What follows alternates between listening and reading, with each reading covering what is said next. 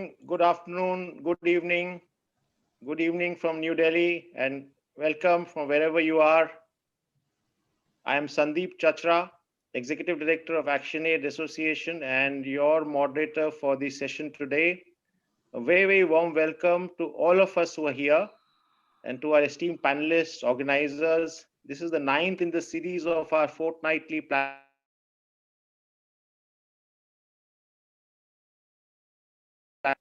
friends, a bit on this initiative. This initiative is with the leadership of Agrarian South Network, a tricontinental research platform in co-partnership with ActionAid Association India and the Sam Moyo Institute of Agrarian Studies, Zimbabwe. Dialogue is supported by a number of organizations, and I acknowledge with gratitude the support of Center for Informal Studies and Labor Studies at JNU, the Institute of African Studies at the University of Ghana, the Global University of Sustainability, Hong Kong, China, the Federal University of ABC, Brazil. Professor Paris is here, including the postgraduate program in the World Political Economy, the Department of Educational Technologies and Language Unit, and the Office of the Provost for Outreach and Culture. These are some of the main organizations supporting the dialogue series. This is, as I said, the ninth in our dialogue series, Spectres of Crisis, Rays of Hope. Friends, these dialogues will be in English and are and on Facebook Live. If you are there, then welcome. Recorded videos will appear later, both with Portuguese and Spanish subtitles, but that will be later. We encourage written questions in all languages whenever the question answer session begins. And you can ask your question in your language. It will be translated for us. As you know, friends, we are meeting at a very interesting time. The US elections counting is just about starting, Professor Silva. It should be just about ending, yeah. For the second day, I guess it would, and yeah, it's just about ending. And matters are at a very critical stage. You've all been following, I hope. Some have even called the elections. Some have called it almost a stolen election. Our session today actually is focused on US elections in the context of the crisis of global capitalism. So this is the wider context that we are in, and to reflect on the US elections in the context of the crisis of global capitalism and what's going to be in store for majorities in the US, but not just in the US, what's going to be in store for majorities of our planet, given the US's influence. We have with us here today a very eminent scholar and thinker, Dr. Beverly Silva. Very warm welcome, Dr. Beverly Silva. Thank you. Dr. Beverly Silva, friends, is from the Arrighi Center at the Johns Hopkins University in USA, and she will be delivering. I'm delighted and honored to be hosting you, Dr. Silva. She'll be delivering the key talk this evening. And then following Dr. Silva, and to discuss his views on the current juncture, we have Dr. Ricardo Jacobs. Dr. Ricardo is at the University of California, Santa Barbara, USA. Ricardo will follow. We'll have a question answer session towards the end, so do stay on. And I now would have the honor and the pleasure of inviting Dr. Silva for your address at this very interesting juncture. Dr. Silva, over to you, please. Thank you very much. I wanted to just start by thanking the organizers for the invitation. I'm extremely honored and pleased to be participating in this series. I've been following the series since the beginning. And I also want to start out by saying that Professor Sam Moyo is on my mind today, that he was a close comrade and colleague and was one of the founding international advisory board members of the Arrighi Center when we established it back in 2012. And at the same time, also Professor Giovanni Arrighi is on my mind as we try to look forward and face the current period of global crisis of capitalism and this moment, which is both one of danger, but also where we find rays of hope, strong rays of hope. So when we agreed on this date, which was the morning after the election in the United States, it was already clear at that time that there was a high probability that we wouldn't know the answer. In other words, we wouldn't have the results of the election, in part because there's a huge increase in the number of people who are voting by mail, and that there are all these restrictions on when the mail-in votes could be counted. In some states, they can't begin counting them until after the election day, or the election day itself. And so there was just a general sense that, in fact, if it may come down that we wouldn't know the answer. When at the same time, I said, this is not really an issue, because what we really need to be focusing on is not necessarily the outcome of the election, but the bigger dynamics of the crisis of global capitalism, the crisis of US hegemony, and the implications of that, of the decline and crisis of US hegemony for peace and well-being in livelihoods in the world as a whole. So physical security, livelihood, safety, and peace. So in some ways, the election matters a lot. The results of the elections matter a lot. And from some other points of view, similar dynamics of crisis are going to be with us regardless of the outcome of the election. I do believe that if Biden turns out to be the election, turns out to win, particularly if there's Democratic control of the Senate, that it creates a field where there's a possibility to develop a left response to the crisis that that can take us forward. In other words, it provides for potentially a more favorable field for left political action, but there's no guarantee that action would be successful, and in fact may, for various reasons, which I'll get into, set up for a return of a Trump, what we might call Trump 2.0, which is like a Trump that is in some ways more dangerous.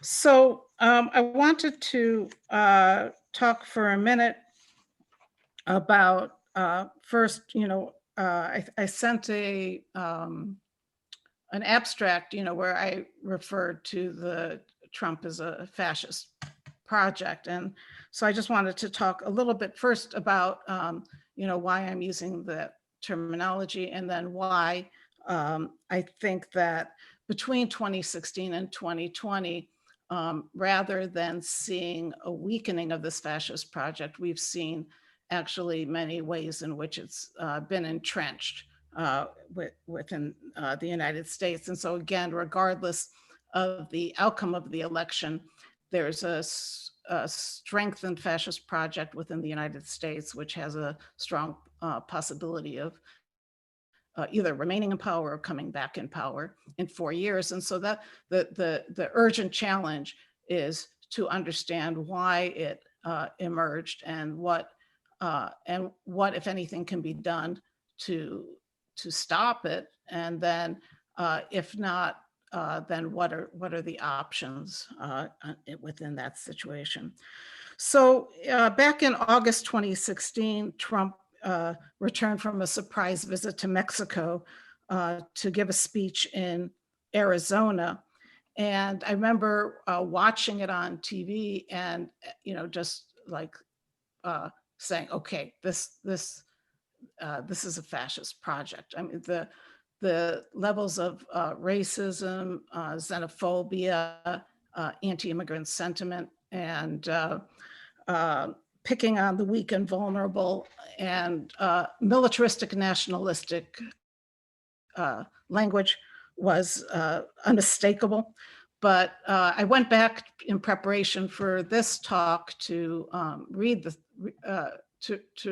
speech, And what everyone understands, and it's clear, is that it's not just a question of reading the speech, but it's a question of seeing the interaction between Trump and the attendees at his rallies, so that this kind of what becomes, what we've increasingly seen as an emergent kind of vigilante, kind of white supremacist, neo-Nazi type of vigilantism that's been empowered. And you could already see it happening back in 2016, and then it's become stronger over the past 4 years.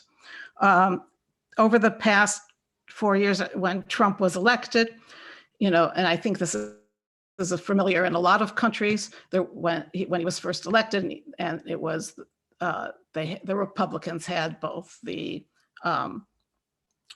White House and and Congress, both branches of both houses of Congress. There was a sense, okay, that at least there's the courts, that, in other words, that the judiciary will put a block on this. And I think that, again, what the Republicans, and particularly McConnell, in terms of evil genius, had been aware, and I think that it took others by surprise, that they've been holding out, refusing not just to Obama's Supreme Court nomination toward the end of his presidency, but also lower court federal nominations, so that when Trump came in, there was something like 147, if I've got the number correctly, judicial seats that were available for him to fill. So they basically packed not just three Supreme Court appointments as well with far right judges, which is going to have a long-term impact. Then the other thing people are saying is, well, he's just this individual buffoon and he has no organization. And what's happened, in fact, is that the Republican Party has acquiesced is not even the word, but has become his willing organization. And so he actually has a rather strong and capable organization. So this idea of dismissing him as some kind of crackpot individual was always misguided, but has become increasingly so over time. I've already spoken to this emboldening of neo-Nazi Klan type, or there's a long history in the United States of this, but they had mostly been pushed into the shadows, into the margins, and Trump, through his various what he referred to as dog whistle, now referred to as bullhorns, has completely empowered these kind of groups to come out, both in kind of racist and anti-immigrant violence, but actually more importantly, and this is again the kind of just element to it, is this stating of the left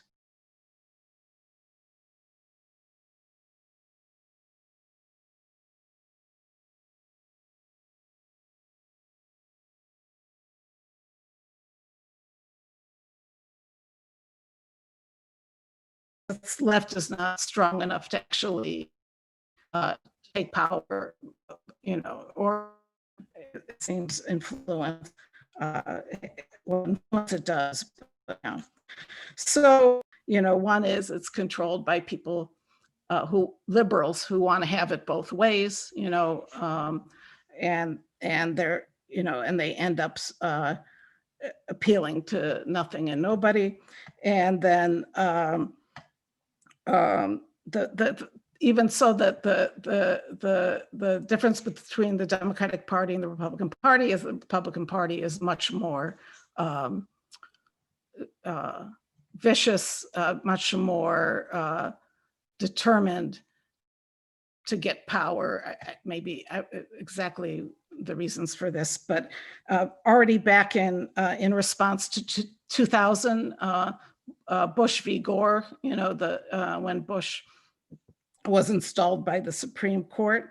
There was a commentator who said the difference between the Republicans and the Democrats is that the Republicans go for the jugular, whereas the Democrats go for the capillaries. So that it's like they, so it's we're in trouble. So there, the final thing that I just wanted to say about the situation, like in terms of the last few years as a past, as opposed to, I'll get to a bit more of a longer term, longer durée global focus in a minute, but it's important, is this question of the expiration of 1964 civil rights legislation, which again, the Congress just let expire. So in the 1964 Voting Rights Act, there was legislation, there were provisions that made it very more difficult to repress the vote, or to particularly, the African American vote, and so, and those provisions were allowed. They needed to be renewed after 50 years, so they should have been renewed in 2014, and they were allowed to expire. So this is a short. I mean, it's like a conjunctural issue, of the last few years that explains why it helps to explain why the voter suppression has gotten so much more visible and ugly, and in terms of people just being kicked off the rolls, polling places being shut down. I mean, it was it was difficult for me to find out where to go vote. It was difficult for actually to find the place, and I've got lots of tools at my hand to be doing all those things. So, but the important thing, that's a kind of short-term thing, but the important thing is that the United States, as a democracy, has always been a democracy that has rules built in to protect it from the people. Right. So the Electoral College, among other things, that the fact that the voting day is on a regular work day, it's not a national holiday. There are all sorts of things that are meant to make it difficult for people to vote. So it's a democracy. So even with without Jim Crow, without the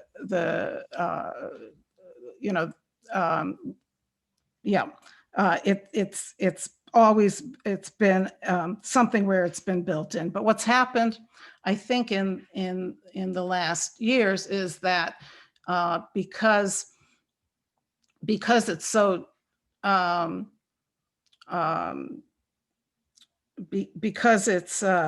because actually there's the democracy was going to produce results that were not in the interests of the elite, that you start seeing these mechanisms of voter repression getting pulled out more and more and more, and used more and more openly. Okay, so a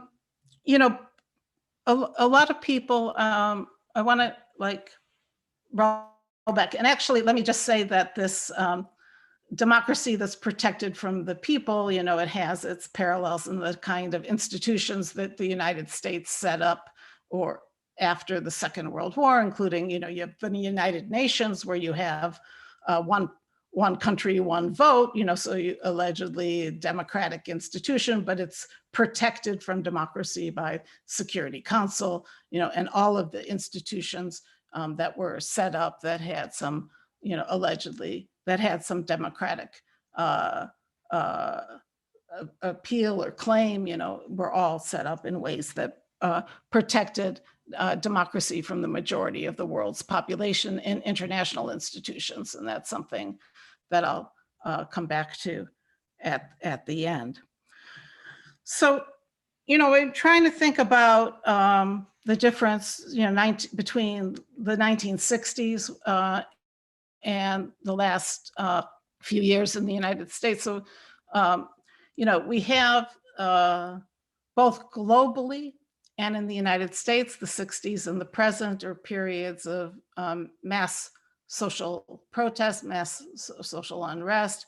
It was periods where, vast swaths of the world's population within the United States and across the world are expressing discontent with the current social setup, and raising major radical challenges.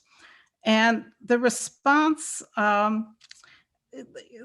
looking at it first from within the United States, if you think about what the difference is between the terrain on which, say, the civil rights movement was playing and the global terrain on which current social justice movements are playing out in the United States.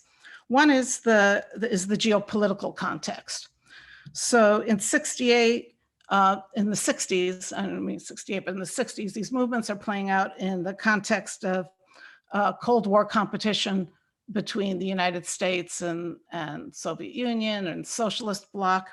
And the United States government was very concerned about what the rest of the world thought, and that the televised repression of civil rights activists was a problem. It was, because it was a problem at a moment, not just of the Cold War competition, but the Cold War competition in the context of emerging national liberation, emerging and empowered national liberation movements, and rising socialist movements. And so the United States government was concerned about appearing racist in the eyes of, or as like undemocratic and or racist in the eyes of the world. And I think today, we see equally shocking forms of televised repression of demonstrations in the United States, and after heavily militarized police repression. But there's a sense that the U.S. is doesn't care what the rest of the world thinks, right? And so it's an interesting thing. I don't think in the U.S. it's normally thought of that one of the things that allowed for the progress in social justice in the earlier decades was this kind of monitoring, if you want, by the rest of the world, and particularly by the third world, and the likelihood, the potential that the third world would think badly of the United States. But now there's not that kind of constraint.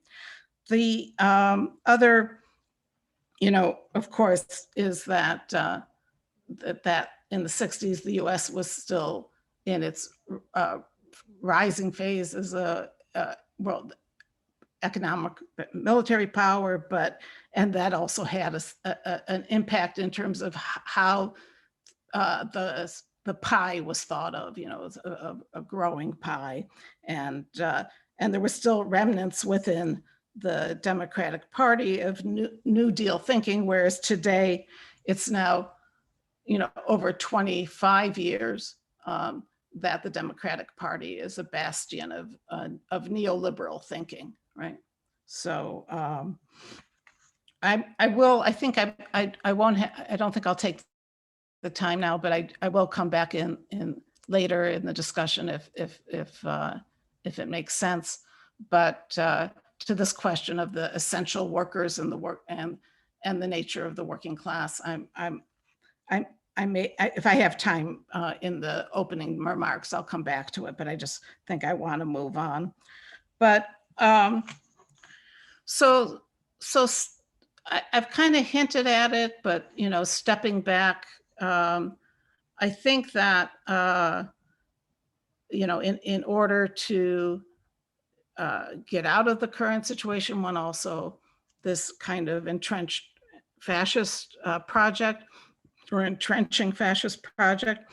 And again, this is the dynamic we're facing, regardless of the outcome of the election, that there's an entrenching fascist project that needs to be beat back, and and it becomes, it's just a different form of urgency depending upon the election result. But it's not that, Biden winning is going to make that problem go away.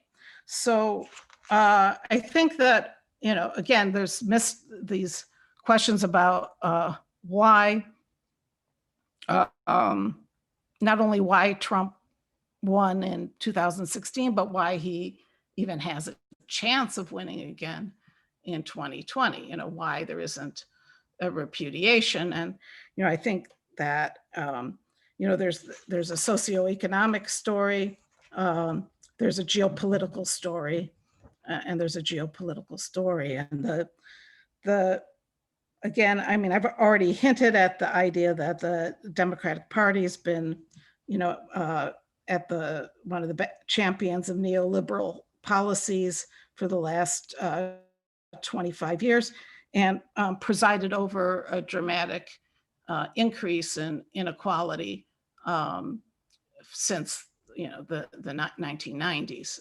Of course, they've all presided over an increase in inequality, but if one is to think of the Democratic Party as some form of opposition party, and of course that gets into the whole problems of, there only being two parties in the US, and, one is the center party, one is the center right party. But so what you have is, and let me say that I think that the problem is not so much what has been done in the past, but the failure to acknowledge it. So when Trump wins in 2016, the Democratic Party, and particularly, is just focused on the idea of Russian interference, the idea of, that it was a fluke, or that, that the popular vote was actually won, or, but there's never been a going back to a kind of mea culpa on the role that was played. And I don't know if they'll ever be, unless they do a thorough mea culpa on the role that they've played in creating the problems that both the world is facing and the United States is, both internally and globally, the role that they played, that there's no hope that they can actually play a positive role in going forward in this kind of anti-fascist struggle. So, with I think people are familiar with that Piketty and Say's U-shaped curve, which shows that in the United States that inequality was high in the early part of the 20th century up to the Great Depression. Then inequality decreased dramatically in the post-war decades, and then it started increasing. And it started increasing in the 80s, but then more sharply in the 90s. And then so the shocking thing is that after the 2008, after Obama won, one would have thought, partly, Obama wins, partly we have the 2008 crisis, that there would have been some kind of a serious shifting of policies toward redistribution rather than increasing inequality. And so, as we know, the 8 years of Obama were years of growing inequality, class inequality within the United States. So instead of taking the 2008 crisis as a moment like the 1929 crisis, if you had the 1929 crisis led to a period of eventually, the 1929 crisis, the kind of competition with the kind of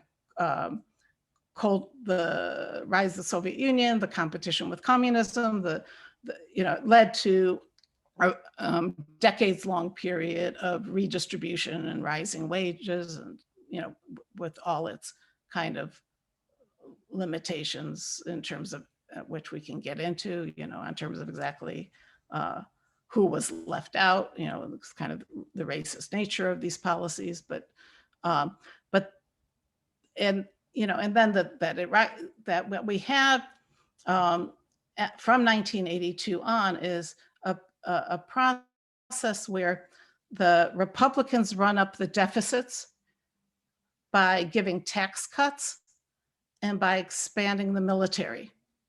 And then the Democrats impose austerity.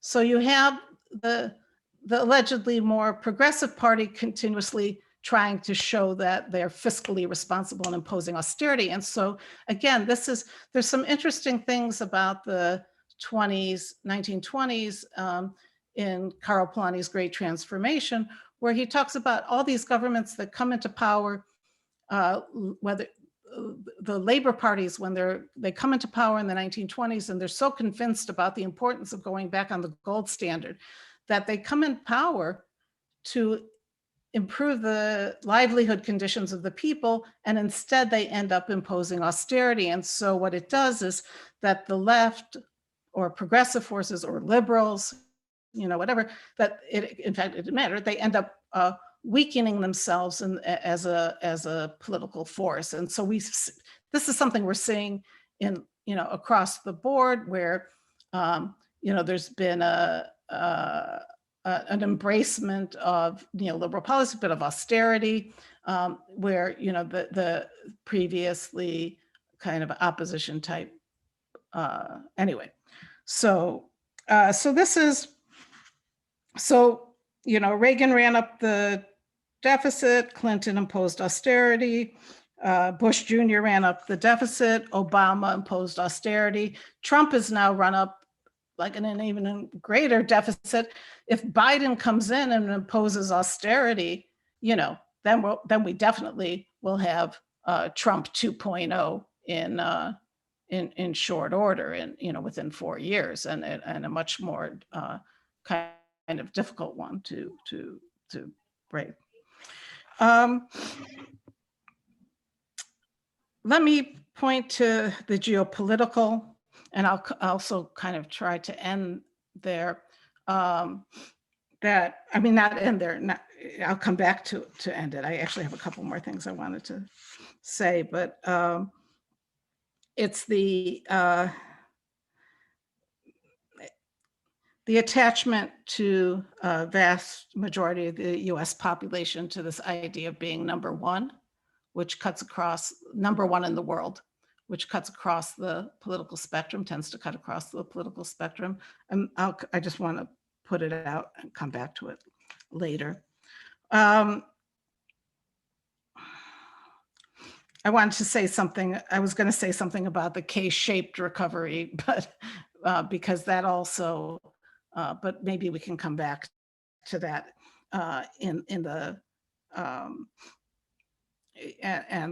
and actually, I just also wanted to make sure I'm not, because there's always an implication when I talk about inequality and whatever, or stagnant wages, that, one's arguing that the working class is Trump's base, but that is just empirically not the case. So I just, because of this talk about inequality, I just want to make sure that it's understood that that's not the case.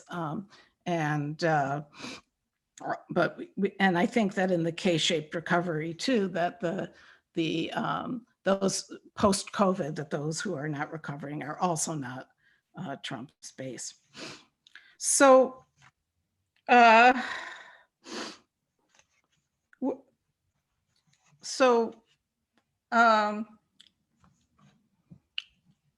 there's what we have.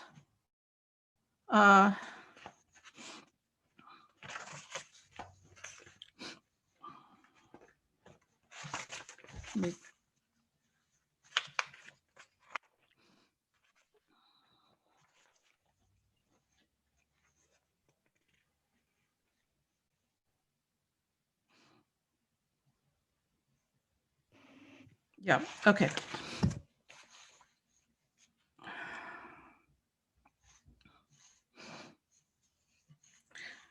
I had a section, but again, I think we'll come back to it, but I think it's also, about the politics of scapegoating, which is something that is going to, that's been clear over the past few years, and that will become more difficult. But I think, I think that the question of this, I think I'll come back to the whole question of the politics of scapegoating in the discussion, because I think that that's, again, it's a real danger in terms of where things are going.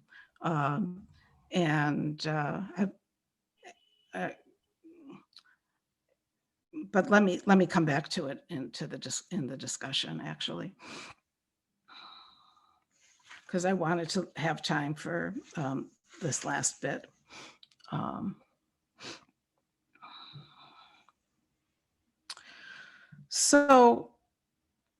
this is on the US and the global South. So one thing that's been happening over the first 2 decades of the 21st century is the shrinking of the United States as its weight, certainly its economic weight on the world stage, which is a good thing.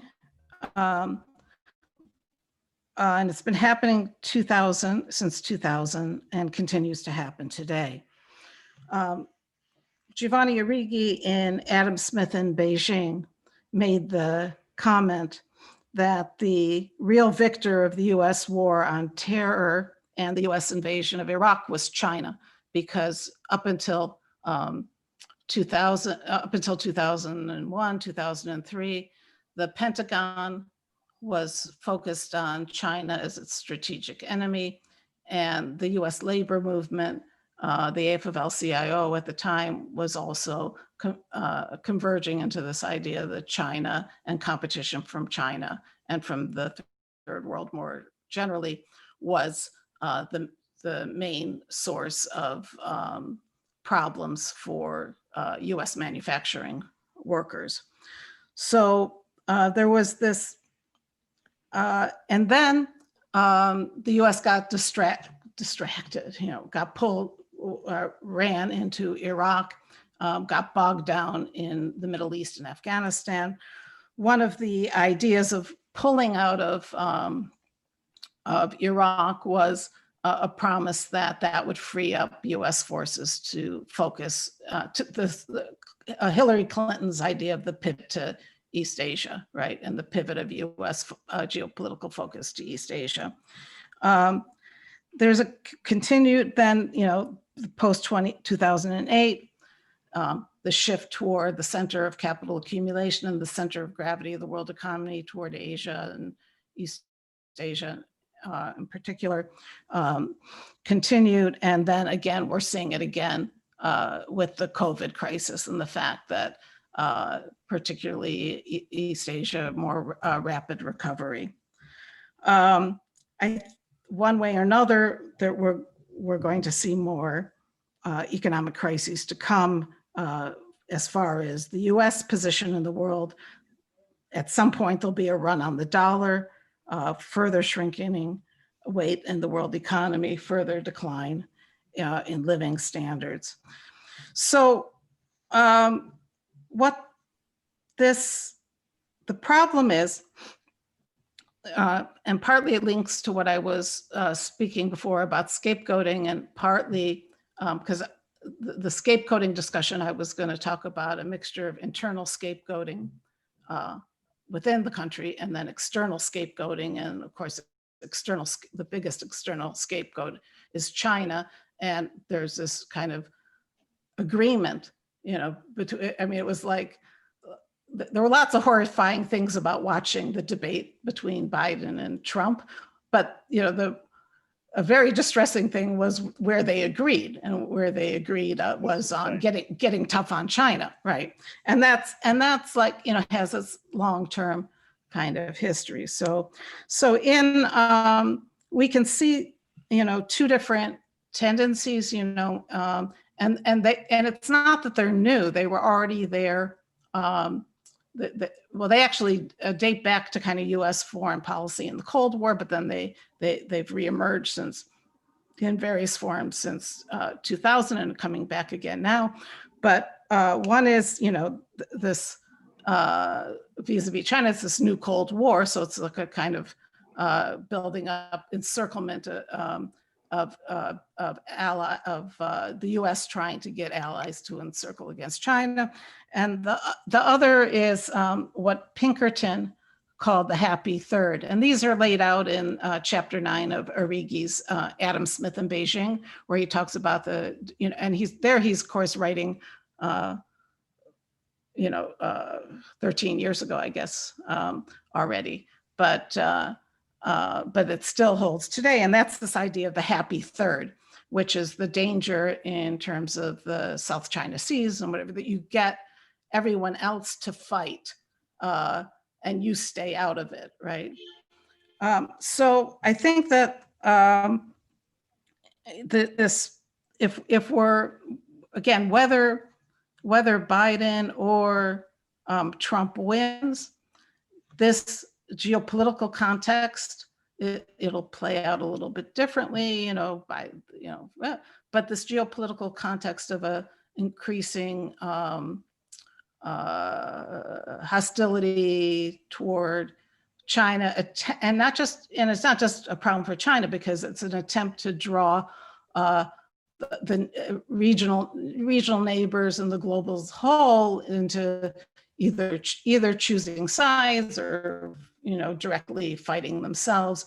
And so I think if that's one thing that I think, whether in the U.S. or in the world elsewhere, is to fight against this new Cold War, fight against being drawn into this new Cold War, and fight against this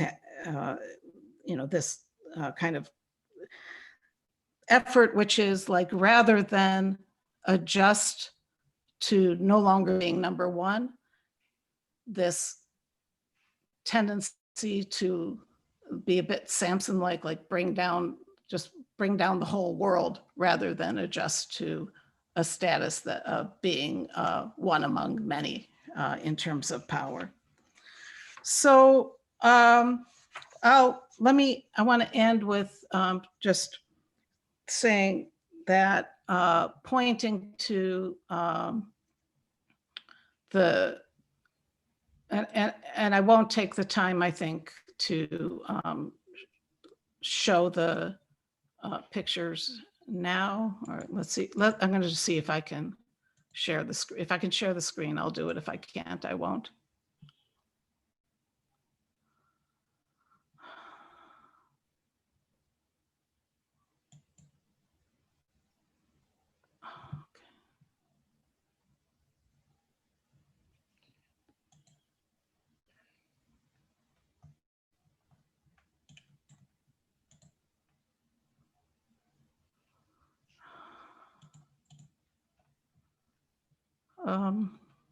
Okay, we probably should have.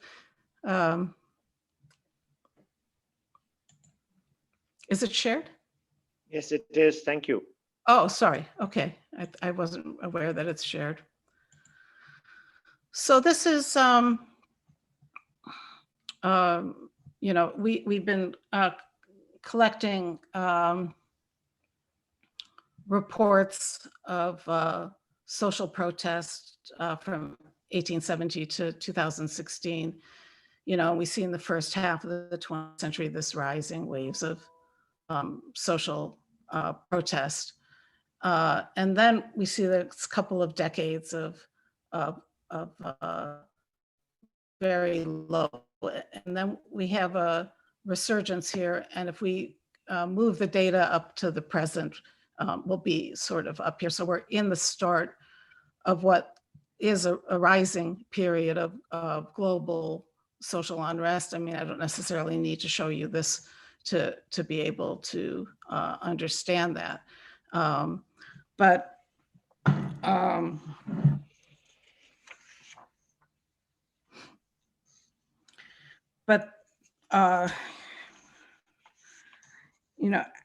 I think, again, it's maybe a subject for another talk, but if we begin to look at all of these movements, we begin to see not just a rejection of the existing social setup, but demands for transformation of a kind of socialism in the 21st century that would solve problems left behind by the declining capitalist powers of the last several centuries, ecology, livelihood, and peace.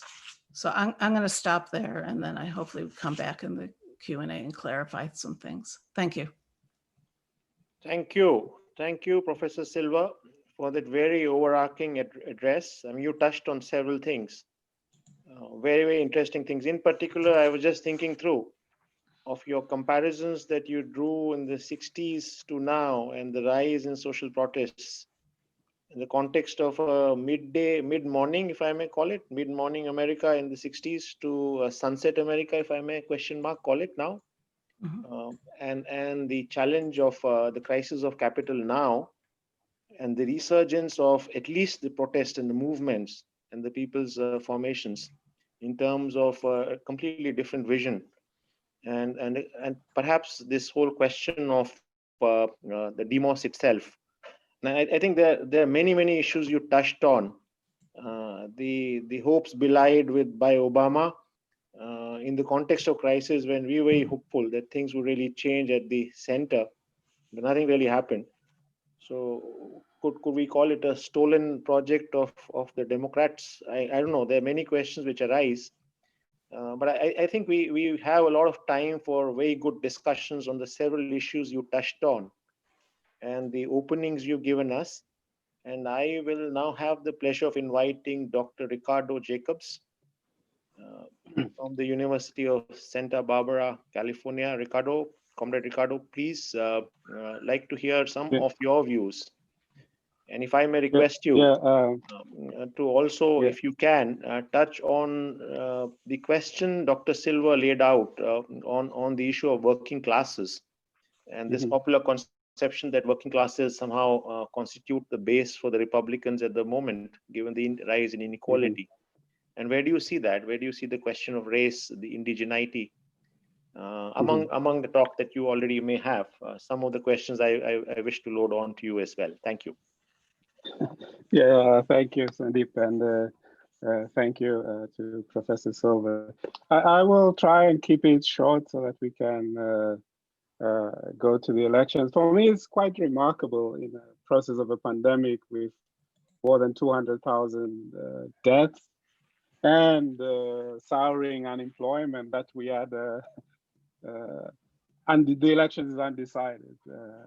It's quite for me remarkable and quite interesting too. And I think the U.S. elections are pointing to us to the notion of a fascist project. But I want to turn our attention to the neglected part of understanding the current crisis. I would argue it's not Germany or Italy, but fascist South Africa.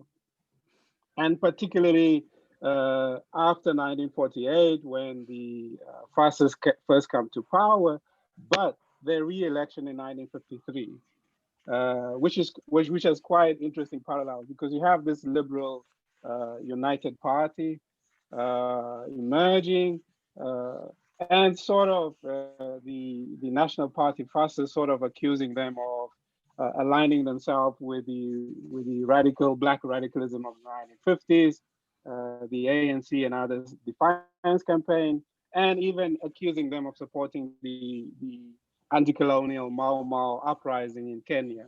So it's very interesting that that, of course, stoked the white electorate's deepest fear of an African uprising, and of course, the National Party wins in a landslide victory. So I think one has to understand this process of fascism today. We have to look at fascist South Africa, sort of what people characterize as late fascism, to understand this current period. Because in my understanding and the history of this is like very interesting, that how fascism and imperialism and capitalism are indivisible as a colonial project, right? And I think for us, there's the most important, because my view is Nazism emerges in Africa, not in Europe. And I think we have neglected to look at the third example, which is South Africa, where you have fascism and Nazism proper, until 1994. So the characterization of apartheid, in my view, normally obscures what it was proper in South Africa. So once we pay our attention to this, what I call the third example, if not the first, of fascism, what is interesting is that the fascist ideological appeal has been a hallmark of the election campaign. One scholar sort of, I would say, characterize it as fascist with fascists, fascism with fascists, and fascism without fascism. And it's an interesting when we think about its class, its racialized context, as Professor Silva has pointed out, that section of the US population. And this brings me to the second point about the nature of settler colonial capitalism and imperialism, and the nature in which fascism emerges in these settler colonial enclaves. If you think about South Africa, Australia, the US, in particular in this moment of crisis, where you basically have a sort of racialized consolidation. So this leads to the question, if, because the narrowness of the election points to, for me at least, that the fascist ideological appeal was successful. And one of the hallmarks of fascism is not its actualization, it's the potential and the appeal, the ideological appeal to sort of draw sections that feels alienated, deprived into the project. And my reading of the Democratic Party election campaign was very conservative, that it did not make at least a social democratic appeal, but it sort of moved to the center right, which itself was interesting. So that leaves us with a question: are we going to see, as you have pointed out, a counter-revolution directed at what people characterize as Black, brown, and indigenous laboring classes, right? We already know that institutionally there are reports both by the state that the right-wing nationalists and white supremacists have already infiltrated key law enforcement agencies of the US, like whether police, intelligence agencies. That's why ICE is operating in a particular way.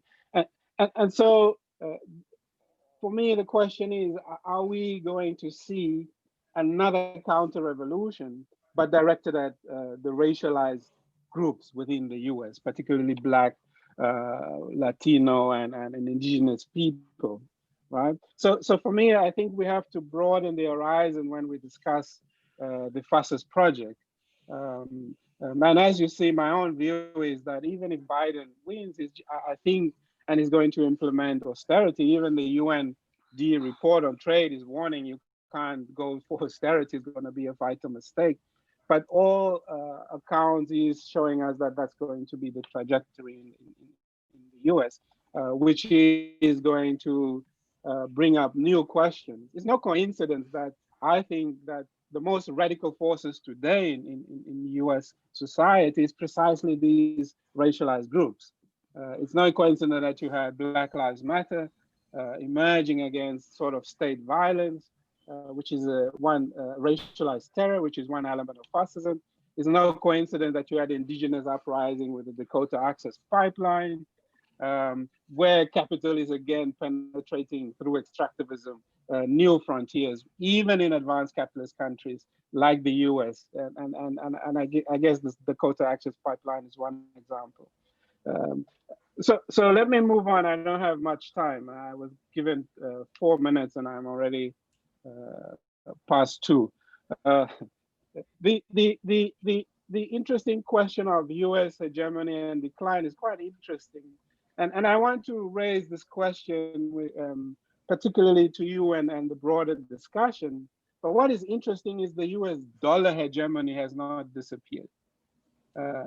Despite the emergence of what the People's Bank of China is advocating for a global super sovereign reserve currency, we have seen the dominance of the US dollar hegemony, particularly during the pandemic, where the Fed was quickly to intervene and enforce its discipline and subordination of countries in the periphery. So that's an interesting account that we have to give in terms of what we characterize as US hegemonic decline, but the dollar hegemony.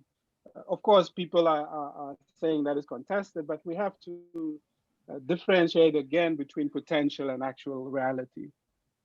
There might be in future, but that is going to be the enforcement that the US is using. The Biden Trump win, and we don't know, it's quite interesting because it leads us to the third point that I want to emphasize, is the notion of inter-imperialist rivalry, or spheres of influence, if we can characterize China as an imperialist force. But the question of the contestation for spheres of influence. And I think, again, if we look at Africa, sort of portends to us of what is coming, where this contestation was through proxy wars. And I think Libya was a classic example of those, at least in my view, in terms of this characterization between China and the US and the EU's control of oil resources. And so I wonder your view on this notion of this phase of inter-imperialist rivalry, or are we going to see it through proxy wars? It was interesting that Pompeo went to Japan, North Korea, South Korea, to sort of create those type of divisions, and not directly for the US to confront this trade war, but the emergence of proxy wars. My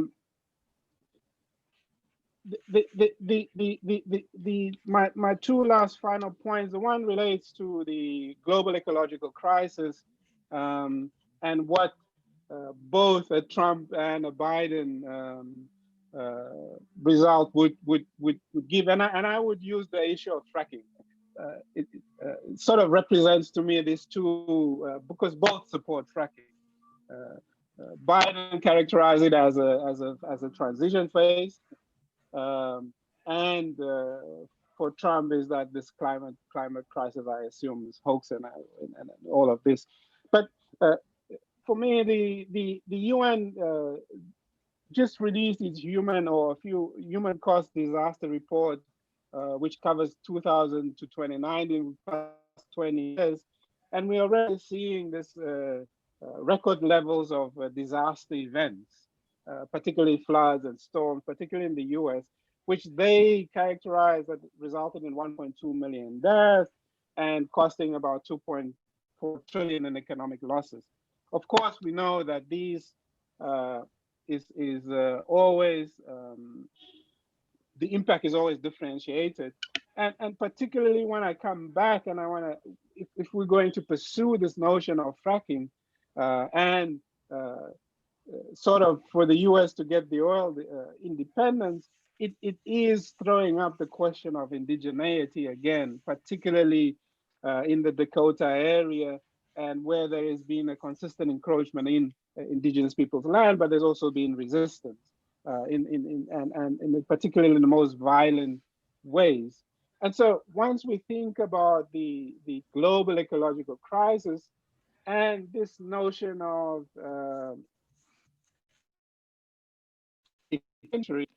the impact of a global what some scholars call the metabolic shift, basically shifting the burden of an ecological solution onto countries of the global south. I guess the most obvious example is the question of lithium and the imperialist penetration in countries like Bolivia. Of course, the election reverses that, but at its heart is this notion of an ecological solution, where solar batteries and all of that, and what would that mean for the rest of the world if we think that a Democratic or Biden win is going to put us on a new trajectory? Because of course the Global New Deal is just a new frontier of pursuing imperialist logic, and the notion that the affluent life in the north and is dependent on what some have called the robbery of other areas in the world, and perhaps, and I'm doing it partly as a discussion, questions and comments, and I'm thinking back to this notion of where people, at least some scholars assume that the divide between North and South has been rendered meaningless with the rise of China, which I of course question. But I want to get your views on that, if that is a correct interpretation of where we, to understand the current conjunction. Now, my final few points, Sandeep, before I go over, it brings me to what I find the most fascinating and aspect that we have not focused on is, one, the emergence of Black Lives Matter, but the ability for people to characterize that as identity politics. I would sort of argue against this notion of identity politics of the Black Lives Matter, because we have to sort of focus attention, where does these struggles emerge? It's in the working class area. If you think of Ferguson, it's not some middle class identity. Of course, the middle class always imposes this ideology on working class revolts. But if you think about Ferguson, it was against the police violence. It was against the terror of extracting resources from the poor communities through traffic stops, through fines to get for the municipal budget. The second fascinating aspect for me is this: the payday report has sort of recorded that we've had since March 1,100 wildcat strikes in the US, right? That precedes the George Floyd uprising, right? And within the uprising, we have also seen the role of labor, but that has not, particularly Black labor, we have seen in Minnesota where the Black bus drivers refused to transport prisoners or to transport the police. We have seen the longshoremen in the West Coast at the docks, again, primarily dominated by Black workers in a very militant way, supporting Black Lives Matter. And for me, the question is, are we seeing a new wave of struggle, or is just a flash in the pan of labor struggles 1,100? At the same time, I think if we go to the global terrain, for me, the most interesting example, and I'm wondering if this is going to be the response of capital, is the national strike that we had in Indonesia, right? What was interesting about the Indonesian strike is that the state, despite the crisis, was trying to externalize that cost onto laboring classes by saying, we're going to extend the working day, we're going to take away reproductive rights of women. So you had labor, gender, and environmental rights, and sort of going on with a project of deforestation amidst a crisis. And I wonder if Indonesia is sort of a sign of how the ruling classes is going to behave within this crisis, of sort of trying to shift that burden onto the laboring classes. Particularly in the US, of course, it would be, if we think in terms of race, this proportion is going to fall on, if we think about the pandemic, that which is quite interesting. And here was very puzzling and also not unsurprising that the pandemic has hit Black, Latino, and Indigenous community the most in terms of death, which is quite fascinating. So one would have assumed, there's something genetically wrong, but it's the nature of how the burden is very concentrated in terms of class terms. Because when people assume, when I talk about Black, Brown, and Indigenous, it's not necessarily in my view, and I might be wrong, it's not necessarily the upper and middle class, but it's the laboring classes that are disproportionately affected. And so this brings me back to, are we going to see again a counter-revolution, but with a very class and racialized trajectory within the US, despite the outcome of the elections? And that if we use the Indonesian example, that burden is going to be shifted onto these oppressed classes. Yeah, and so let me end with that. Thank you very much. Thank you. That's very, very interesting, Dr. Ricardo. Thank you for, I share your hopes. I share your hopes on the Indonesian example. You arise a number of contradictions as well. You gave examples of both the context as well as the struggles of the Black peoples, but also the indigenous peoples on the question of ecology. Now, there are contradictions there in terms of what's happened to the reservation areas over the last 50 years and how they've shrunk, and how the interests of the indigenous and the Black peoples may not, or the working classes may not come together, particularly in context of the Occupy movements. But very interesting. I think the other point that you arise very strongly is the question of the third example of South Africa in the context of the advance of fascism and the models used therein. I will open up this discussion for questions, comments, commentaries. People who are on Facebook Live, please put your questions there. Our colleagues will pick it up from there. Members who are here, friends who are here at the Zoom session, you are invited to make your questions. You can ask them live, or you can let us know in the chat box your questions. We await your questions. And Bill, if you're in, you had an early question. Would you like to ask it yourself, Professor Bill Martin?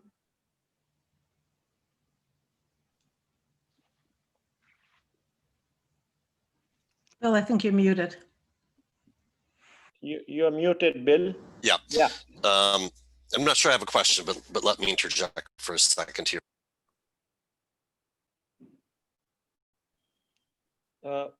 We are unable to get you. Your audio is not on, Professor Bill. Your audio is not on.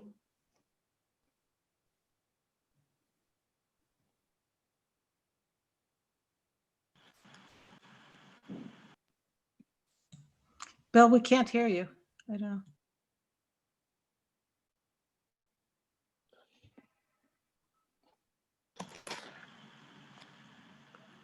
We can't hear you.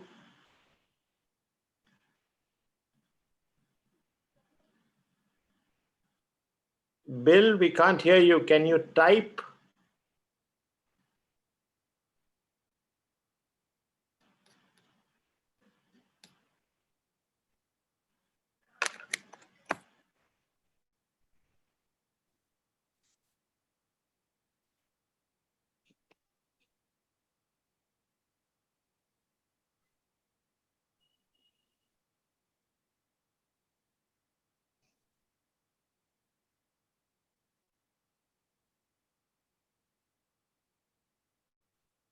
Bill.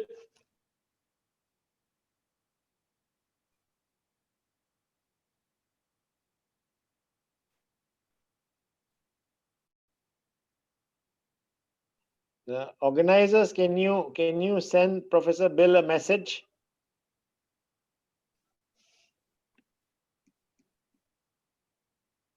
I don't think he can hear us at all.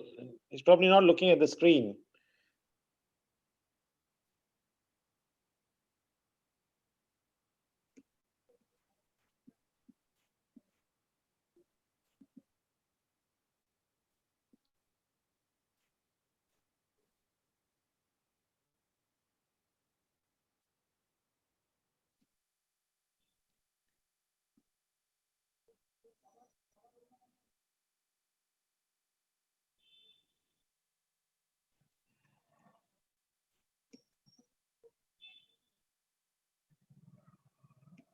Bill, can you hear me? We can't hear you here.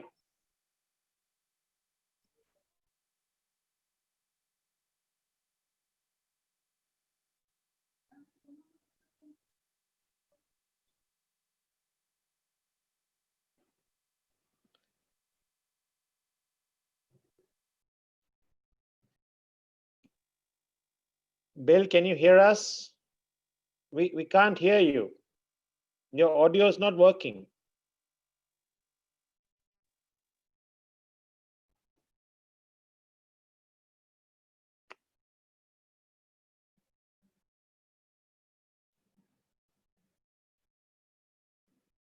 Can you hear me now? Yes, thank you. Sorry, Good Lord. we were trying to get across to you, and I can't hear you.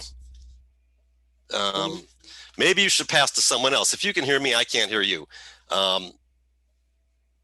Let me briefly rephrase, I guess. I want to thank Beverly and Ricardo for raising these issues that we don't normally think about, the meaning of the US elections in these terms. I sometimes worry that when we use the term fascism to analyze the conjuncture, we're caught in the trap of the writers in the interwar period, Poulantzas or Polanyi, where we're really looking at European forms of rule. I think trying to anchor it in sort of global crisis, gives us a different kind of edge.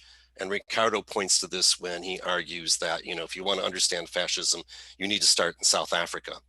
I think our Namibian friends would contest to South African chauvinism, because I think you can make a good case that Nazi Germany, ground tested and brought the chickens home to roost from Namibia, as Fanon would assert. So, one of the questions we want to ask is, what does this conjuncture in the US as a global North-South phenomenon mean?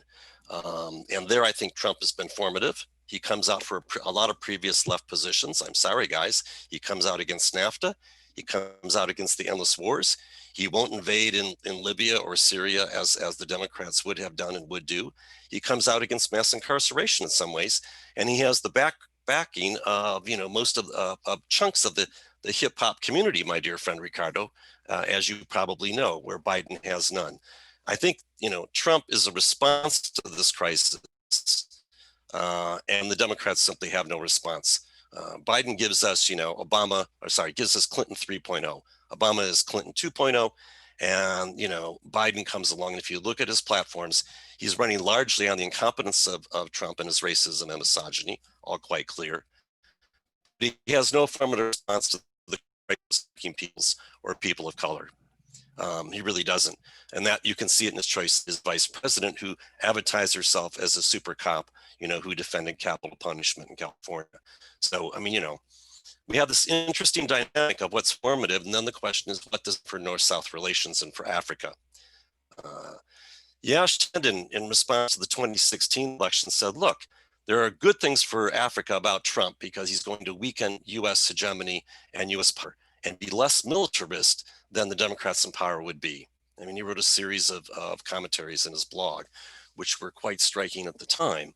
It raises a similar question today, right? If Biden wins, although it now looks like the Senate is going to remain in Republican control, if Biden wins the presidency, what will the future be as the US and Europe try to sustain the old North-South neoliberal order as it crumbles around them? Because it's not just, the US, right? And we're going to break IMF and the World Trade Organization. You have the same going on in England, the same phenomenon going on in Italy, the same phenomenon going on in Germany, right? Or against, a new series of more populist leaders, who we face Orban or Orwell. Let me stop there, and thank Ricardo and Beverly for forcing me to. And I'll see if I can get the sound back on my side. Thank you, Professor Bill, Martin, and would you like to give a response, Ricardo and Beverly, even as we get some more questions?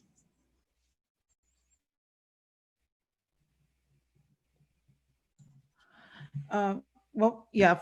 Thank you, both Ricardo and Bill, for your comments, which I fundamentally agree with. On the question of South Africa as the model, I think that actually is extremely useful. And I was going there in the scapegoating discussion at one point, but because what we have is that initially, you have immigrants as the scapegoats, but there's been a blockage of immigrants. Then who's going to be the next scapegoats? And it's a combination of some kind of left and racialized working class. And so it seems to me like when I try to think of where this whole thing is headed, this project, and again, whether it's like a bumpy road through, whether it's a road through Biden and then there, or it's a Trump there, but it's what seems to be emerging as some kind of welfare state for whites and misery and violence for the rest. And so, it's a kind of a fascist apartheid type regime that is the project. So that, which is also what Ricardo was raising, is the opposite to the project. And so, and there, I think that's what we're also seeing is like a strong grassroots opposition. And I think it's extremely, as Ricardo points out, extremely difficult to disentangle race and ethnicity and indigeneity and class in the current context in the United States, because the essential workers are fundamentally Black and Hispanic and indigenous, less indigenous, the more indigenous is living on land that is being used for extractivist purposes. So there's this clash that's being set up, which to me is a fundamentally class conflict but that the question then becomes whether a increasingly militarized violent response can succeed or not, and that's the fight that's going on now. And maybe and then there's a debate, I think, whether that fight, the terrain for that fight is going to be easier or not, depending on the results of the election, or it's a tough fight in any case. On the only thing on I'm less, I mean, again, Trump has picked up some of the language and projects of the left and the critiques of capitalism, but I don't believe, I think it's it's a mistake to think that he's actually going through with those things. I mean, it's socialism in the sense of national socialism, whether it's a South African version of it or so also the apartheid regime, there was a welfare state for whites, so and an increasingly kind of I think the other thing about the South Africa-US comparison today is that one thing that South Africa had in common was not just the internal repression, but that it was a cancer in the region, and that it, and so I really think that I'm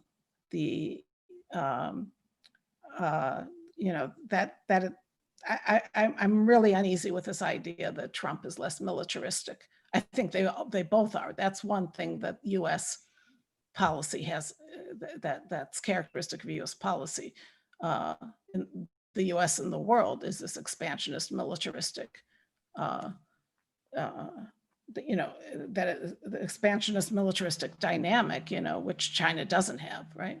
But if you, so let me leave it there. So that's my only worry is, or disagreement. I think that's my main disagreement with Bill, is this idea that somehow Trump is against the endless wars and against use of the, anyway.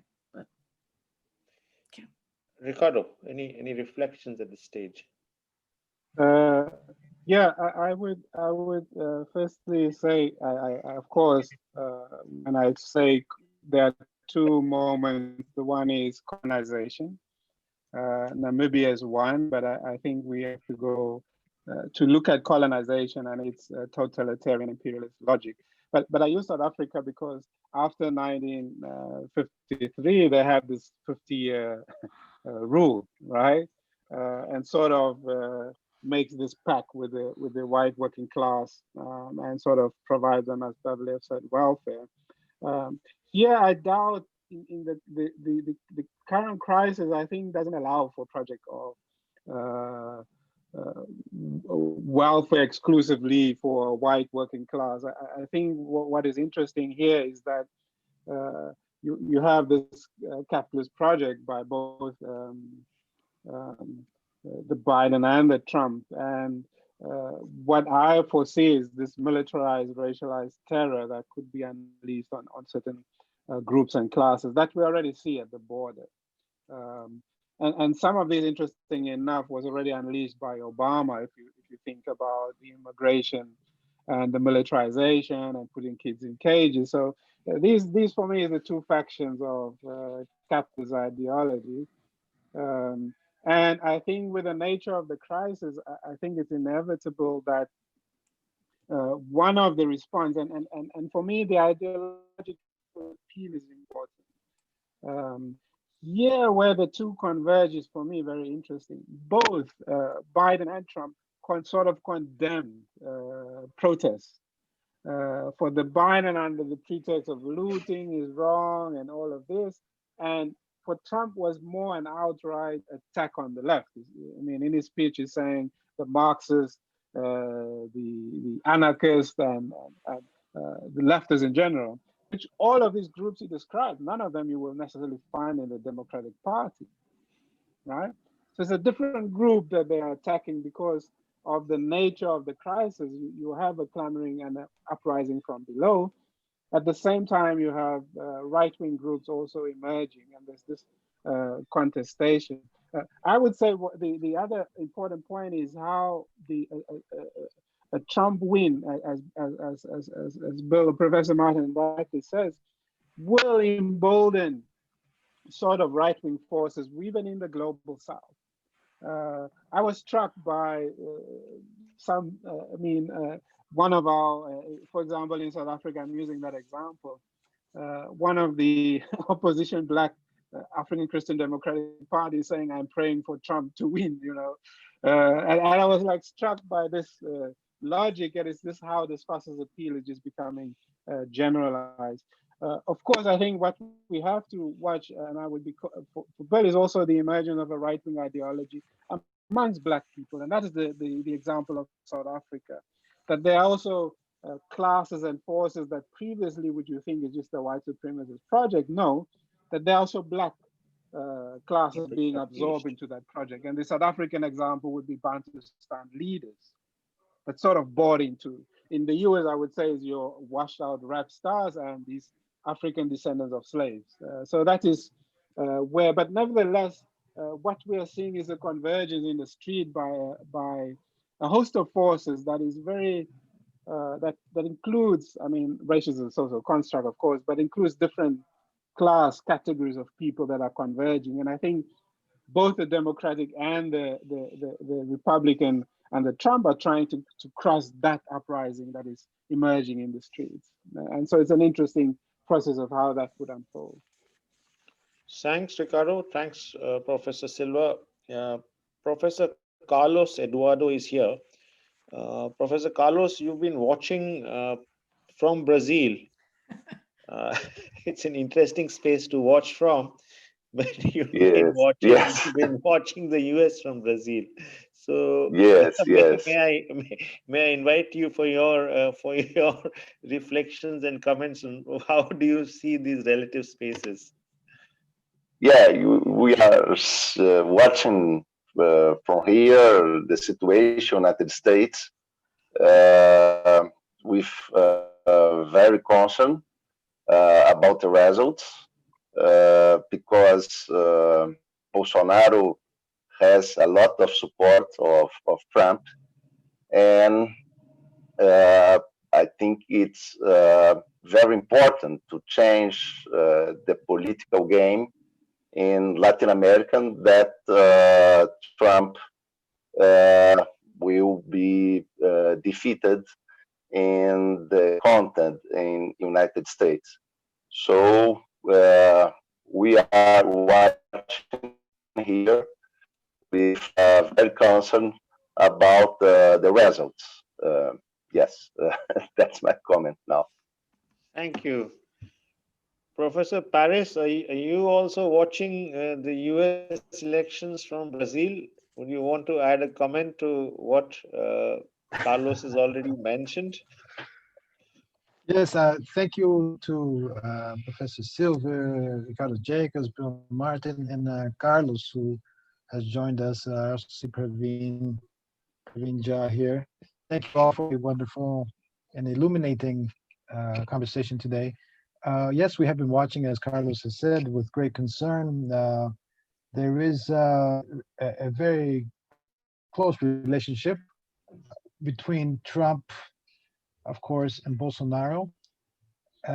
It was always a question, and it's an open question, what the relationship would be if Biden wins. Of course, the Bolsonaro and the whole political establishment in Brazil has given U.S. corporations and the U.S. government great favors, opening up the economic sector to seeding a base up in the state of Maranhão in the north. I think Biden called that. I think Biden will be against any of that of those favors that that Bolsonaro has already given to. But of course, there's much. If Trump lost, yes, there would be a different gain here as well. Yeah, because it will take out the wind out of the sails.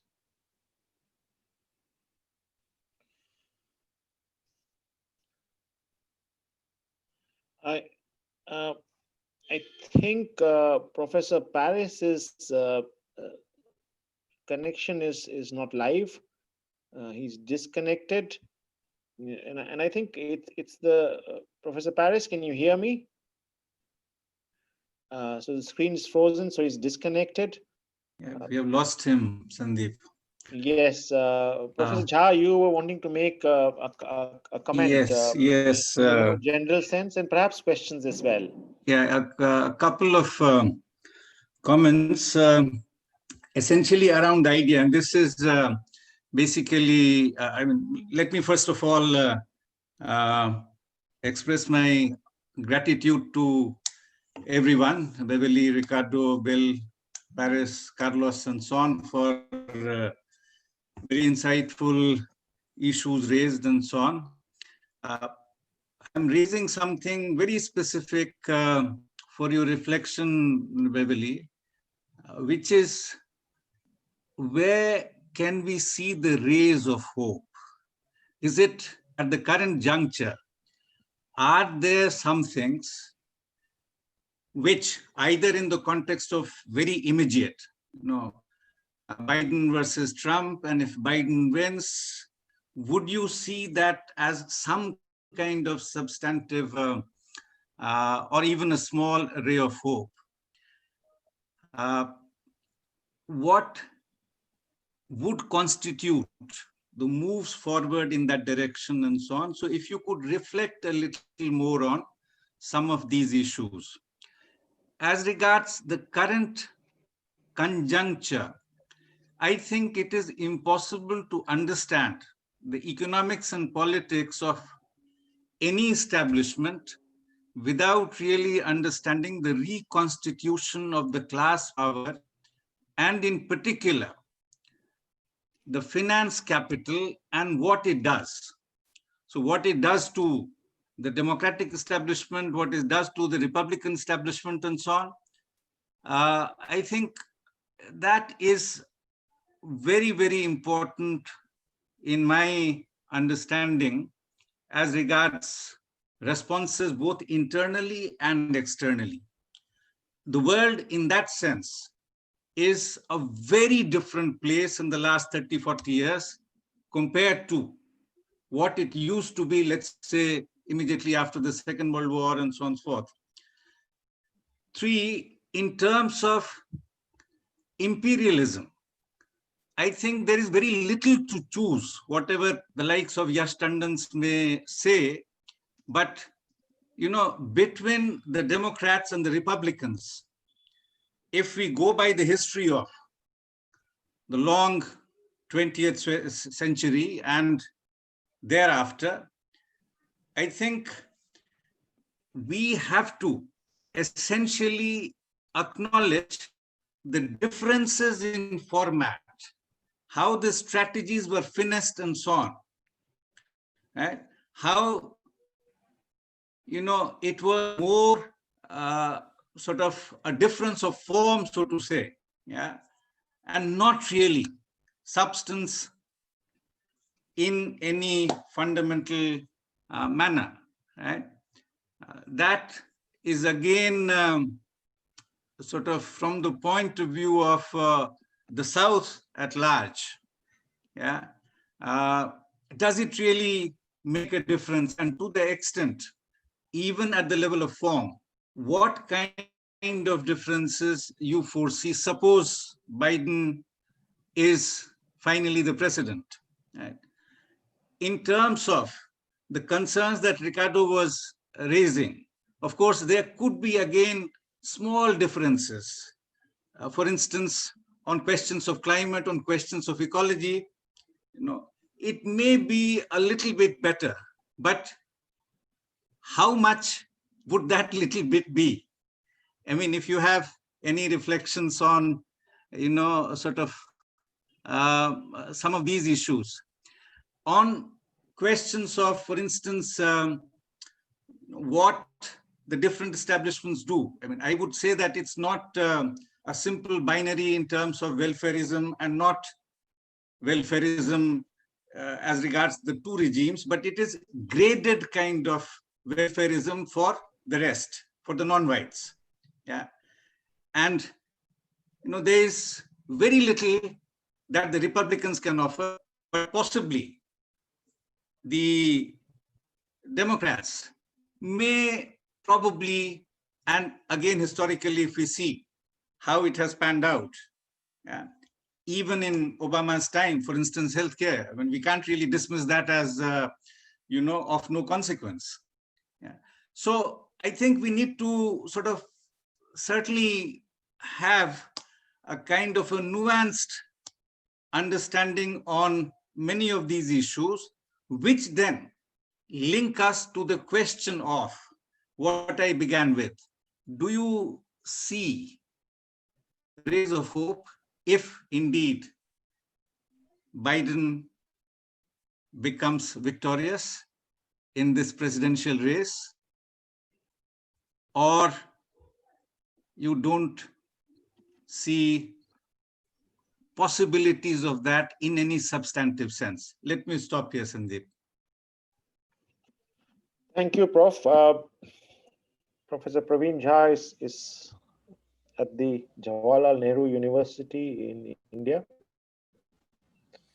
May I pause a moment for reflections from Ricardo or Professor Silva on some of the comments raised from Brazil and, of course, latest by Professor Jha? Ricardo, do you want to go first? Yeah, my characterization of the differentiated nature of how the crisis is experienced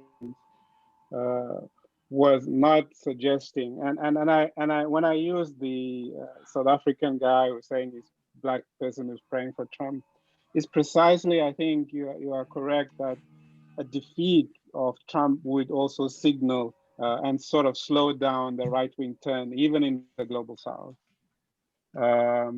where there's increasingly some affinity. So for me, there are two ways in which I see the rays of hope emerging. The one is earlier on I raised the issue of the 1,100 strike events. That is a new wave, not just strikes, but wildcat strikes that have emerged since February. So it means labor is again entering into the fray. And of course, the ongoing struggles against police violence. And so if you think about cities like Portland, it went on for more than 100 days of consistent struggles, even when the state intervened. So I think in some sense, what a Biden victory would do is to slow down the fascist appeal, right? But at the same time, one has to look at the margin of victory, that the country is very split, right? But however, what I would see is this ray of hope is for a truly left project to emerge that is linked to the real existing struggles that is emerging from below, and the contestation even for the white working class in some sense. We have seen that the struggle at this historical period is led by sort of the Black working class in particular, but also the indigenous struggles against extractivism. These are the two forces that have been leading the struggle in this current conjuncture. And I think it opens itself for a left project. What was truly remarkable of all of these things is the cross-class nature and also the so-called race structure of the protest from below.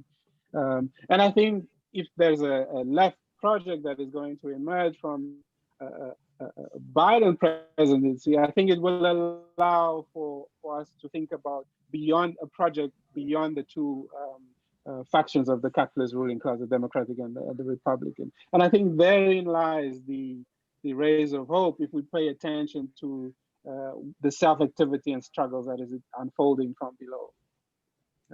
Without essentializing it, but I think we have to bring back labor into the discussion, which it showed to us. We have to think about the social protest as it's unfolding within the US. So I think for me, it is in that thing, slowing down the fascist project and appeal.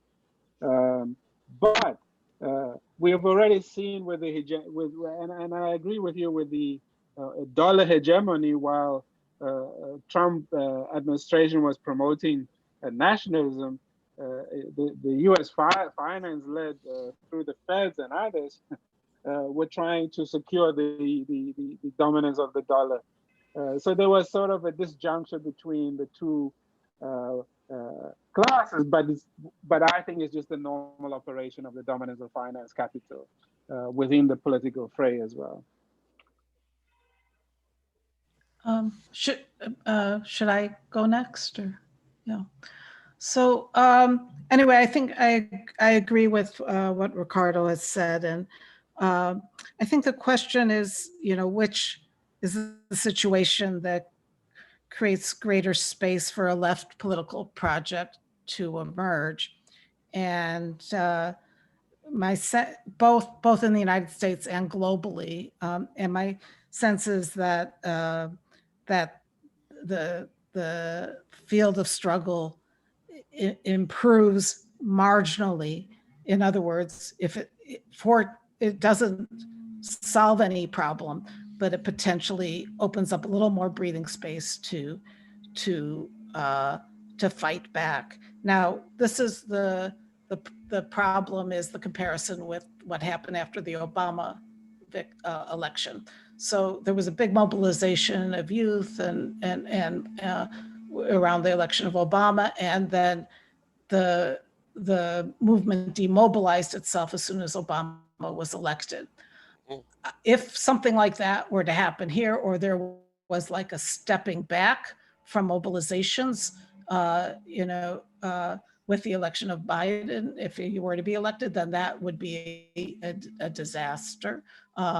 But if I think there probably won't be there won't be, but I don't think there will be, because I think people have learned from it's been a learning experience, and the crisis has only gotten deeper since 2008. So I think that's kind of opposition is just much deeper and stronger. I think the problem, again, I think that the repression will be much harsher. Trump. Now but that's, again, that's not where the hope is. The hope, it's just like it's also, it's the context. It's and that, again, if there isn't a demobilization in the process in order to somehow try to protect Biden from the right, but I don't see it happening. But we'll see. In terms of class power in terms of finance power, in terms of Professor Jha's question. I think that, what's been happening over the last 20 years and continues to happen day by day is the United States and the West more generally gets weaker in terms of its economic weight, in terms of its cultural weight, again, this whole election debacle will be like another drop in cultural weight in the world, ability to, even with a straight face, tell anybody else how they should run their countries. And so I think that the corresponding progressive response would be to precisely treat the United States as increasingly irrelevant and to build a world and a project that's, based, whether it's some kind of new Bandung or whatever, but to build a project that is not where the US is just some, something there, a small declining provincial type of region. Then,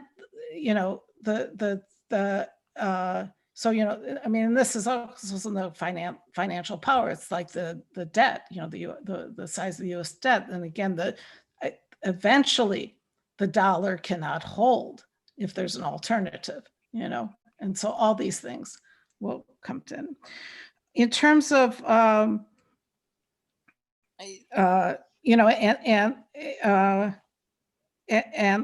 on the geopolitical, I also agree with Praveen that, there's this marginal differences. There's all Democrat, Republican, and big part of the left in the United States, that consider themselves left, are attached to this idea of U.S. power in the world.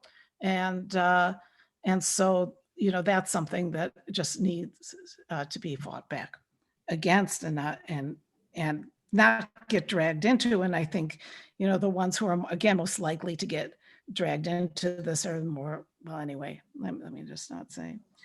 So in terms of the rays of hope, there's, around the world, there's this massive mobilizations of demanding a fundamental transformation, that there are movements that cannot be accommodated without a radical restructuring of everything, including basis of livelihood, ecology, security, and so, this is the clash, is that there's a rejection from the majority of the world's population about this setup, about the deepening crisis, and also pointing in the direction of where things have to go, pointing in the directions of the solutions to these crises. Thank you. Professor Archana Prasad just written in, and you're talking of marginal differences and perceptions and hopes it can give. So she's just writing in. I note the comment here. She says, quote unquote, in India, the loss of Trump will not change the material reality, but it will certainly help the forces resisting fascism in India. It will give a signal to the that fascists can be defeated even in liberal democracy, and perhaps help increase the space for struggle. So there is that that side to the story which she's talking about in terms of what difference will it make between the two. So it'll give a ray of hope to those targeted in India that repressive rulers can be debated.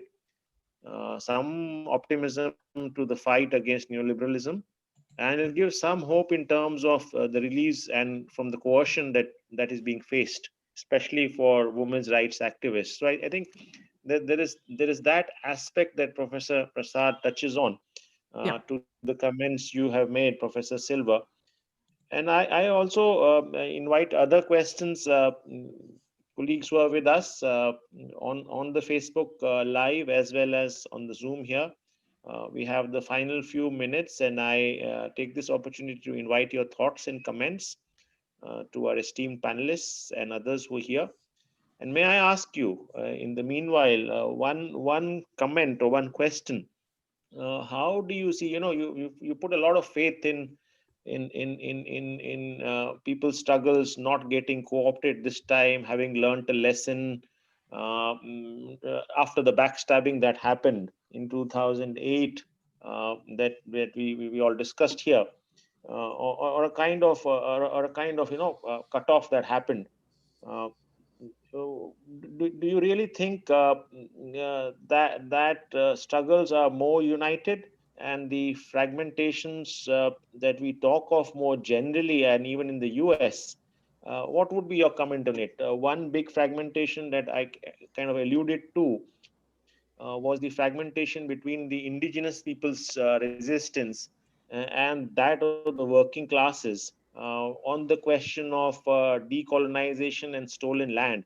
So how do you see this kind of contradictions being resolved? Are there efforts? What kind of comments would you have on the latest on that front, on struggles coming together, people's mobilizations coming together across the various axes that Ricardo, you and Professor Silva, you talked about?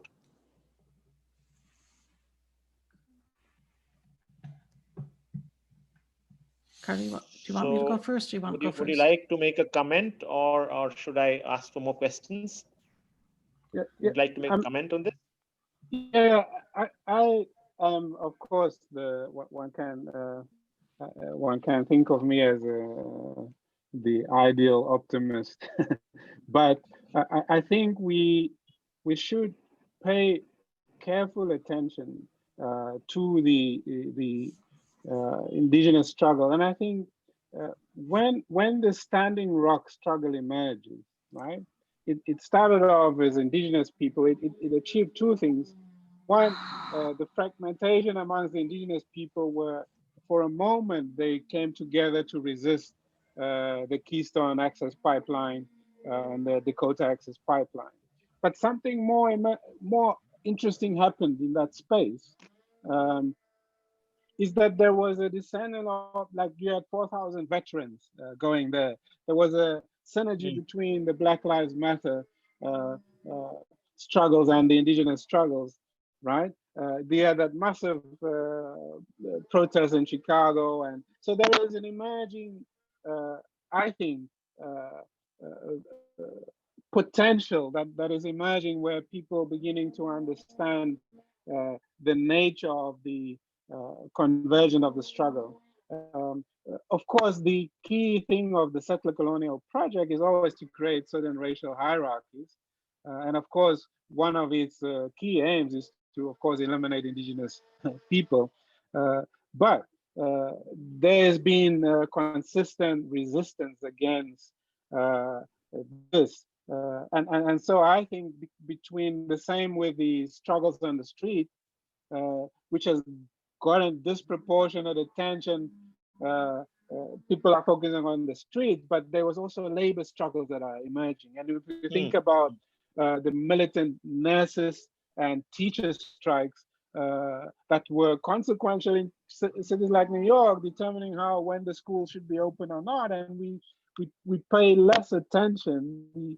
We sometimes focus on the spectacle, what is happening on the street. And I think for me, there is where the convergence is between labor, ecological, and sort of race struggles.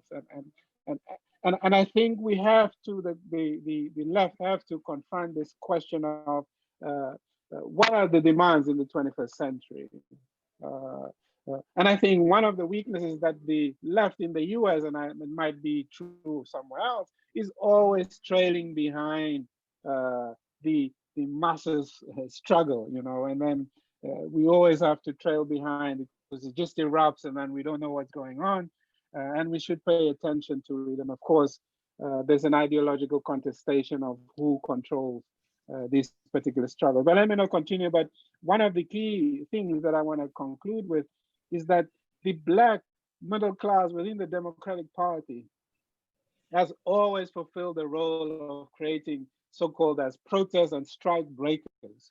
Conveyor belts. And ideologically, that also has to be contested, And it does create a crisis for forces like the Democratic Socialists of America that is tied to the Democratic Project, and it does force us to rethink this entire way in which we think about organizing.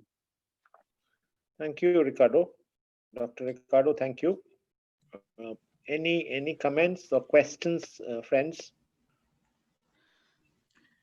So, Sandeep, go ahead. Paris may have managed to reconnect. So since we lost him midway, just check with him.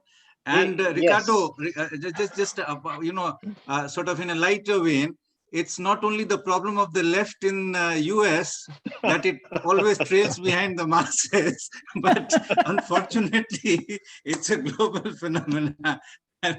Okay. Yeah, all right. but does it on that on that point, Professor? On that point, does the left not need to trail behind the masses? I mean, I would have thought everybody needs to trail behind the masses. But anyway, I want to come back to At least Professor that's Yaros. the only force with the masses, yeah.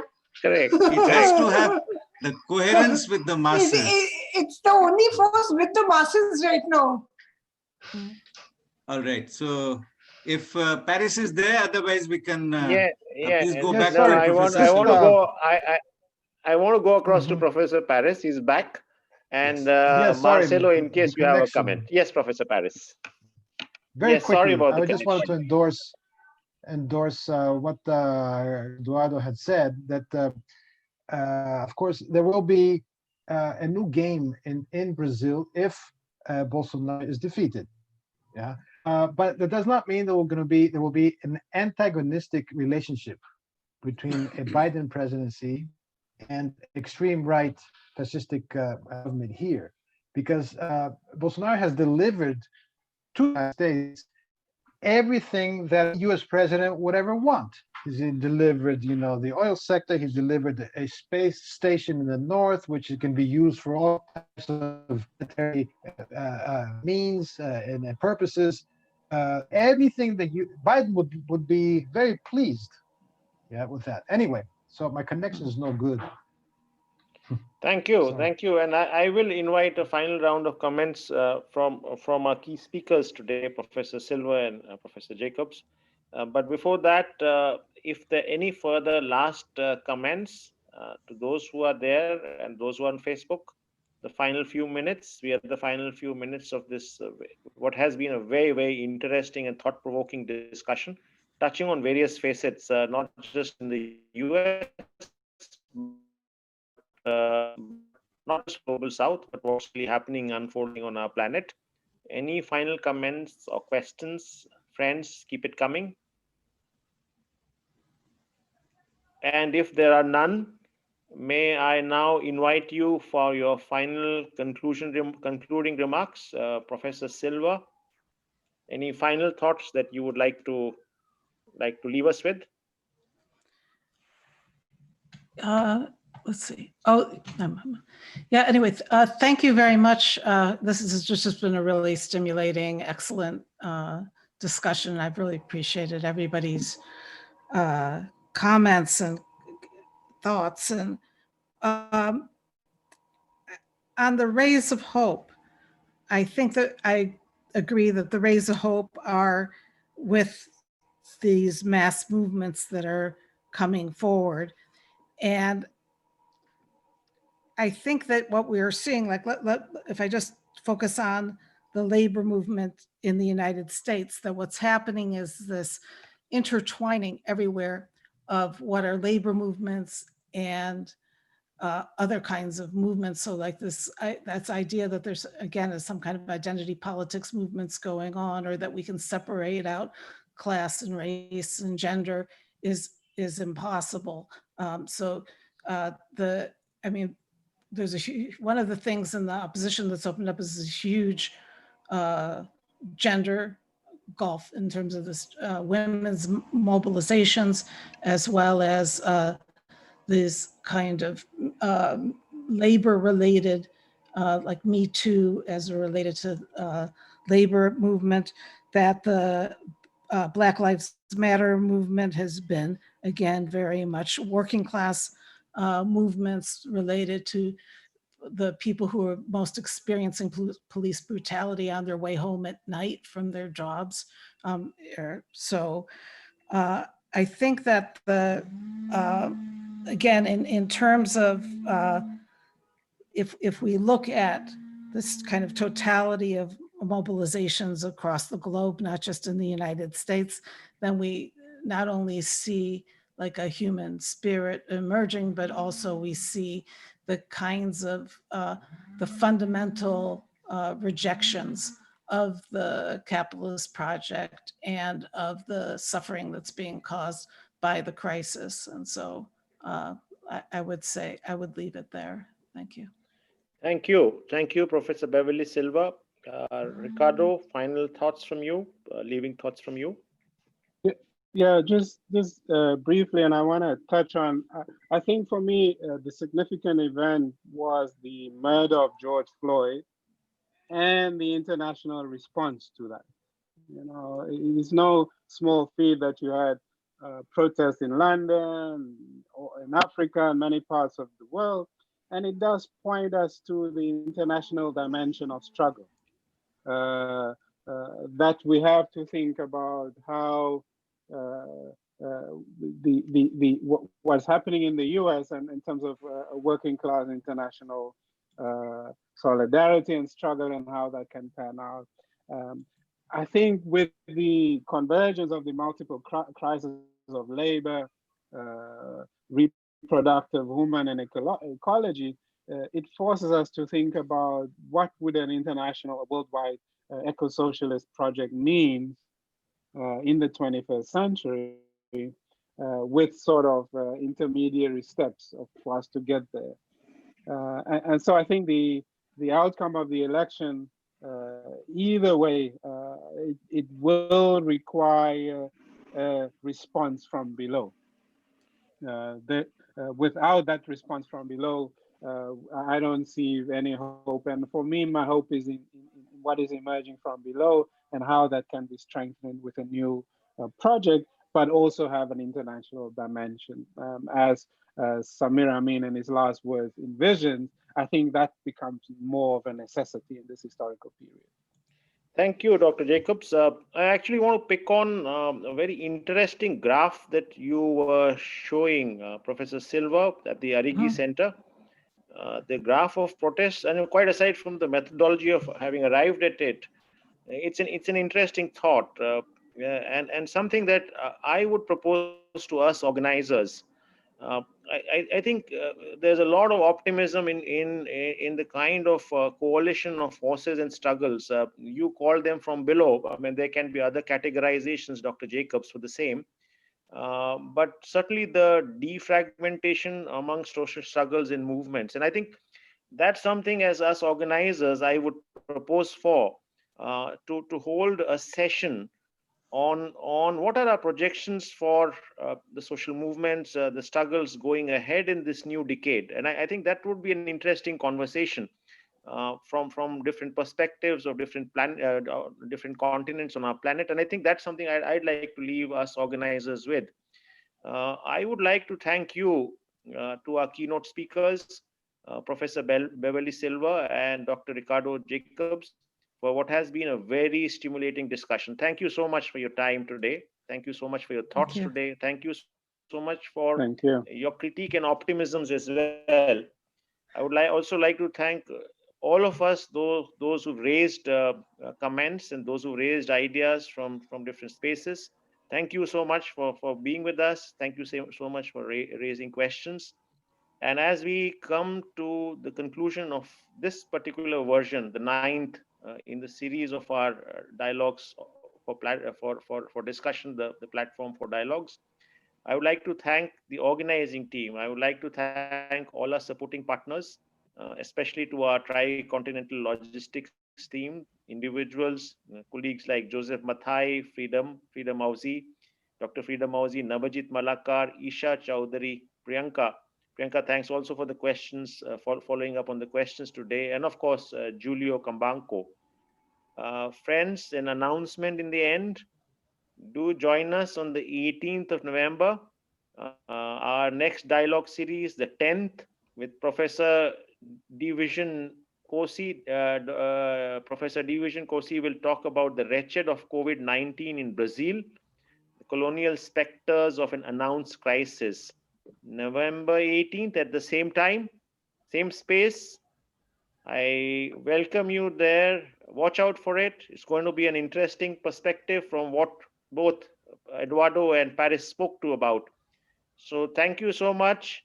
Good night, good noon, good evening, wherever you are. All the best. See you 2 weeks later. Thank you so much. Thank you to all. Bye-bye. Bye-bye. Bye.